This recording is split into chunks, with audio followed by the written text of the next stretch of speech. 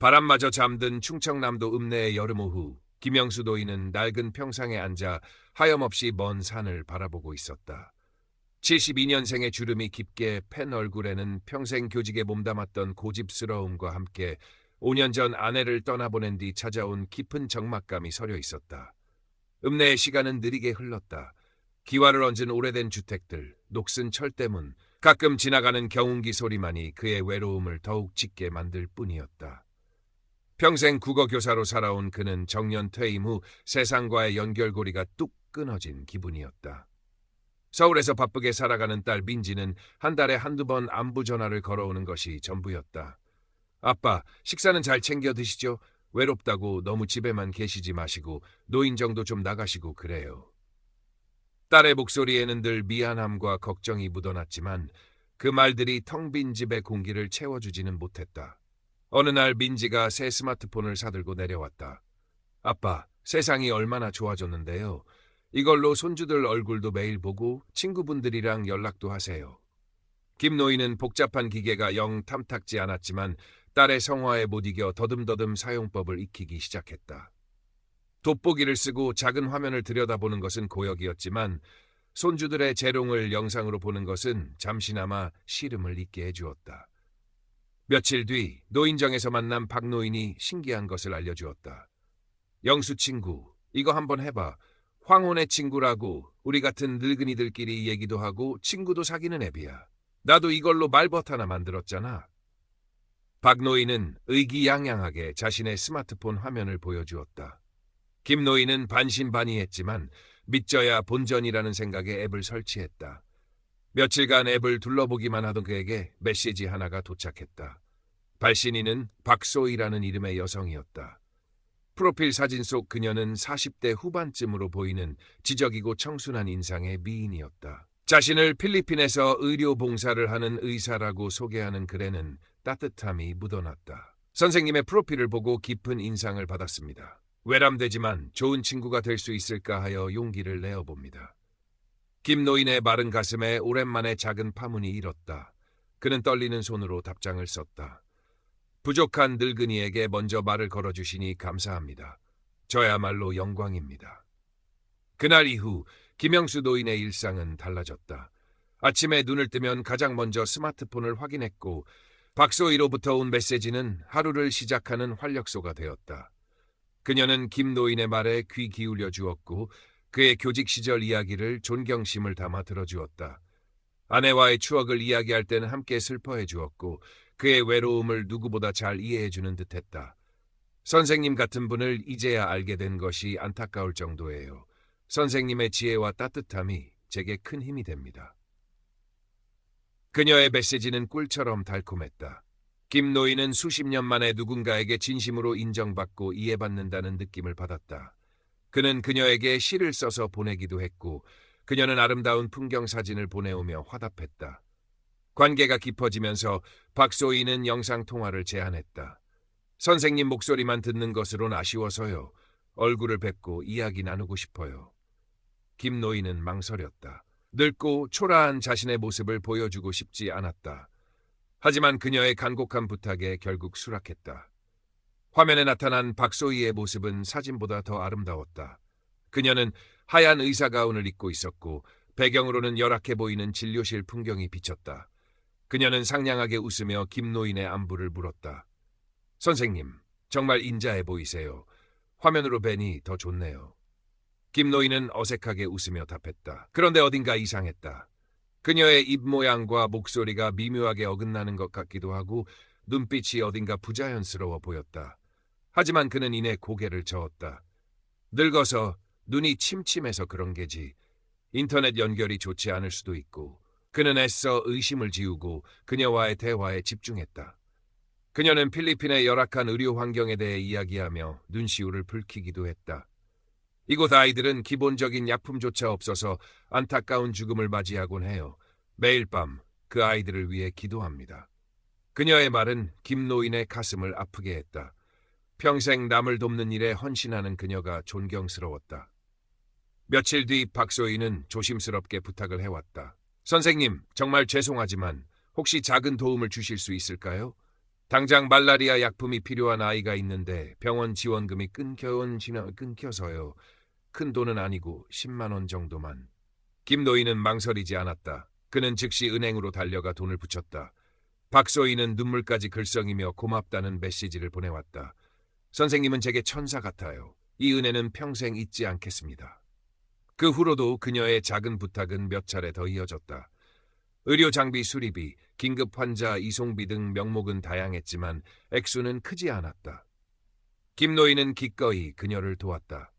그녀를 돕는 것은 곧 선행을 베푸는 것이라 생각했고 무엇보다 그녀에게 필요한 존재가 된다는 사실이 그를 기쁘게 했다. 두 사람의 관계는 점점 더 깊어졌다. 이제 그녀는 김노인에게 단순한 말벗이 아니었다. 그는 그녀를 소희 씨라고 부르며 연인처럼 대했고 그녀 역시 그를 영수님이라 부르며 따랐다. 그녀는 한국으로 돌아가면 김노인과 함께 조용한 시골에서 살고 싶다는 꿈을 이야기했다. 김노인은 황혼에 찾아온 뜻밖의 행운에 가슴이 벅차올랐다. 어느 날 박소희는 흥분된 목소리로 새로운 제안을 했다. 영수님, 제가 정말 안전하고 확실한 투자처를 알게 되었어요. 이곳 봉사단체를 후원하는 한 독지가가 알려준 정보인데 솔라리스 코인이라는 가상화폐예요. 곧 엄청나게 오를 거라고 해요. 이걸로 돈을 벌면 우리가 한국에서 함께 살 집도 사고 남은 인생 편안하게 보낼 수 있어요. 가상화폐. 김노인에게는 생소하고 낯선 단어였다. 그는 뉴스에서 가상화폐로 큰 돈을 벌었다는 사람도 반대로 쪽박을 찼다는 사람도 본 적이 있었다. 소희 씨, 그런 건 위험하지 않소? 나는 그런 건 잘 모르는데. 걱정 마세요, 영수님. 제가 다 알아봤어요. 이건 정말 확실해요. 제가 알려드리는 사이트에서 소액으로 한번 해보세요. 제가 도와드릴게요. 그녀는 솔라리스 KR이라는 이름의 투자 사이트 주소를 보내왔다.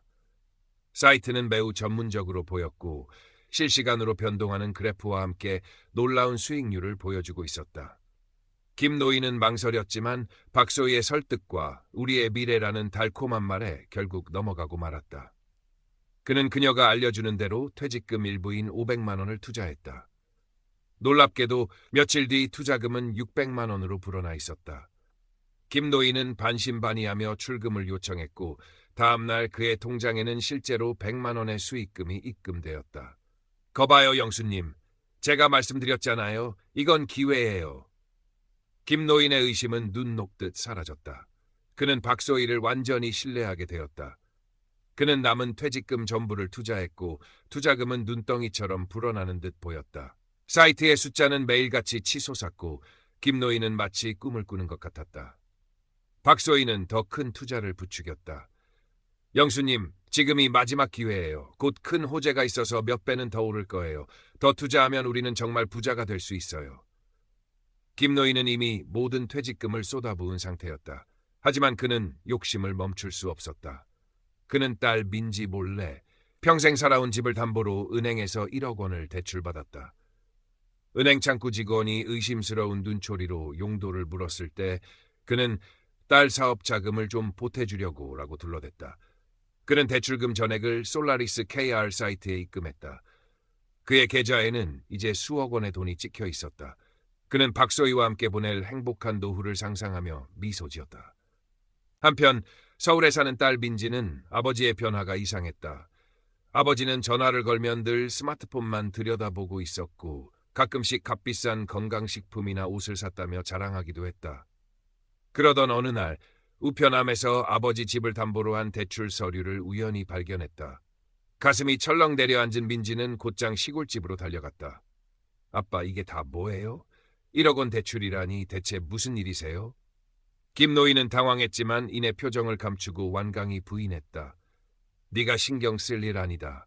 그냥 아는 사람 사업에 잠시 보태준 거다. 아빠, 요즘 세상이 얼마나 험한데요? 누구한테 돈을 빌려주신 거예요? 혹시 이상한 데 투자하신 건 아니죠?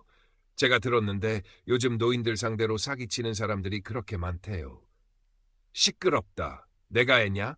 평생 내 아비를 뭘로 보고 네 걱정이나 잘해? 김노인은 버럭 소리를 질렀다. 그는 자신의 비밀과 행복을 딸에게 들키고 싶지 않았다. 민지는 아버지의 완고한 태도에 눈물을 글썽이며 돌아섰다. 부녀 사이에는 차가운 벽이 생겼다. 김노인은 딸에게 미안했지만 박소희와의 미래를 위해서는 어쩔 수 없다고 스스로를 합리화했다. 모든 것이 순조로워 보였다. 김노인의 계좌 잔고는 5억 원을 넘어섰다. 이제 박소희가 한국으로 돌아올 날만 기다리면 되었다. 그때 그녀에게서 다급한 메시지가 왔다. 영수님, 큰일 났어요. 제가 여기서 갑자기 문제가 생겨서 발이 묶였어요. 당장 돈이 필요한데 이번이 정말 마지막이에요. 3천만 원만 더 보내주시면 모든 걸 해결하고 바로 한국으로 갈 수 있어요. 우리가 함께 살 집 계약금도 필요하고요. 김노인은 이제 더 이상 보낼 돈이 없었다. 그는 망설였다. 하지만 그녀의 간절한 목소리, 물론 AI로 조작된 것이었지만 이것만 해결되면 평생 함께할 수 있다는 말에 마음이 흔들렸다. 그는 마지막 남은 비상금과 여기저기서 긁어모은 돈을 송금하기 위해 은행으로 향했다. 바로 그 순간이었다. 은행 ATM 앞에서 돈을 붙이려던 김노인은 문득 솔라리스 KR 사이트를 확인해보고 싶었다. 그는 스마트폰을 꺼내 앱을 열었다. 하지만 화면에는 페이지를 찾을 수 없습니다라는 메시지만 뜰 뿐이었다. 그는 몇 번이고 다시 시도했지만 결과는 같았다. 심장이 쿵 내려앉았다. 그는 떨리는 손으로 박소희에게 메시지를 보냈다. 소희씨, 사이트가 이상하오. 무슨 일이오? 하지만 메시지는 전송되지 않았다. 영상 통화 버튼을 눌렀지만 신호음만 갈 뿐 아무도 받지 않았다. 김노인의 머릿속이 하얗게 변했다. 민지의 말이, 박노인의 걱정 섞인 충고가, 뉴스에서 봤던 사기 사건들이 섬광처럼 스쳐 지나갔다. 다리가 후들거리고 숨이 가빠왔다. 그는 비틀거리며 은행을 나와 집으로 향했다. 텅 빈 집, 싸늘한 공기. 그는 소파에 주저앉아 멍하니 허공을 바라보았다. 수억 원의 돈, 집, 그리고 박소희. 모든 것이 신기루처럼 사라져버렸다. 그는 자신이 얼마나 어리석었는지, 얼마나 바보 같았는지 깨달았다. 뜨거운 눈물이 뺨을 타고 흘러내렸다. 그는 견딜 수 없는 절망감과 자책감에 휩싸여 그 자리에서 정신을 잃었다. 얼마나 지났을까? 김노인은 병원 침대에서 눈을 떴다. 낯선 천장과 희미한 소독약 냄새. 그의 곁에는 딸 민지가 퉁퉁 부은 눈으로 앉아 있었다. 민지는 아버지가 전화를 받지 않자 걱정되어 내려왔다가 쓰러져 있는 아버지를 발견했다고 했다. 김노인은 더 이상 숨길 수 없었다. 그는 딸의 손을 잡고 마치 어린아이가 잘못을 고백하듯 그동안 있었던 모든 일을 털어놓았다. 그의 이야기가 끝났을 때 그는 흐느끼며 말했다. 민지야, 아빠가 다 망쳤다. 미안하다. 정말 미안하다. 민지는 아무 말 없이 아버지의 등을 토닥였다. 그녀의 눈에서도 눈물이 흘렀다. 원망스러운 마음도 있었지만 모든 것을 잃고 무너져 내린 아버지의 모습에 가슴이 미어졌다. 다음 날 김노인과 민지는 서울에 있는 경찰서 사이버 수사팀을 찾아갔다. 그들을 맞이한 것은 30대 후반의 이 형사였다. 그는 차분하지만 날카로운 눈빛으로 김노인의 진술을 들었다. 메시지 내역, 송금 기록, 가짜 투자 사이트 주소. 김노인은 자신이 가진 모든 것을 내놓았다. 이 형사는 깊은 한숨을 내쉬며 말했다. 어르신, 전형적인 로맨스 스캔과 투자 사기가 결합된 신종수법에 당하신 것 같습니다. 저희도 최선을 다해 수사하겠지만 솔직히 말씀드리면 쉽지 않은 싸움이 될 겁니다. 그는 딥페이크 기술로 만들어진 가짜 영상, 해외에 서버를 둔 투자 사이트, 추적이 어려운 가상화폐 거래의 현실에 대해 설명했다. 범인들은 대부분 해외에 거점을 둔 전문 조직입니다. 박소희라는 인물은 존재하지 않을 가능성이 높습니다. 어르신께서 보신 사진과 영상은 모두 도용되거나 조작된 것일 겁니다. 김노인은 망연자실했다. 그의 마지막 희망마저 산산조각 나는 순간이었다. 그토록 다정했던 소희 씨가 함께 꿈꿨던 미래가 모두 거짓이었다니 그는 허탈한 웃음을 지었다. 몇 주가 지났다. 이 형사는 끈질기게 수사를 이어갔다. 그는 자금 흐름을 추적하여 국내에서 활동하던 몇몇 자금 수거체, 대포통장 명의자들을 검거하는 데 성공했다. 하지만 그들은 푼돈을 받고 명의만 빌려준 하수인들에 불과했고 김노인의 돈 대부분은 이미 해외 가상화폐 지갑으로 흘러들어가 자취를 감춘 뒤였다. 주모자를 특정하는 것은 사실상 불가능에 가까웠다. 이 형사는 김노인에게 수사 결과를 알리며 위로했다. 어르신, 돈을 되찾기는 어려울 것 같습니다. 하지만 너무 자책하지 마십시오. 어르신 잘못이 아닙니다. 저놈들이 나쁜 놈들입니다. 이번에 검거된 일당을 통해 다른 피해를 막는 데 도움이 될 겁니다. 김 노인은 집을 잃을 위기에 처했다. 평생 모은 퇴직금은 물론 집까지 담보로 잡힌 상황이었다.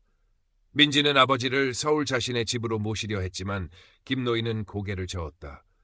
그는 평생 살아온 읍내를 떠나고 싶지 않았다. 결국 민지는 자신의 적금을 깨고 대출을 받아 아버지의 집을 지켜냈다.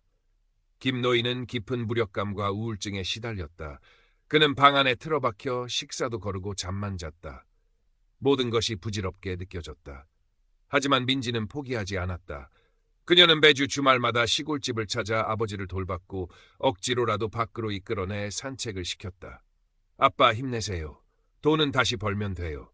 중요한 건 아빠 건강이에요. 그리고 제가 있잖아요. 박노인도 자주 찾아와 김 노인의 말벗이 되어 주었다. 그는 함께 장기를 두며 퉁명스럽게 말했다. 영수 친구, 인생 뭐 별거 있나. 살다 보면 이런 일도 있고 저런 일도 있는 거지.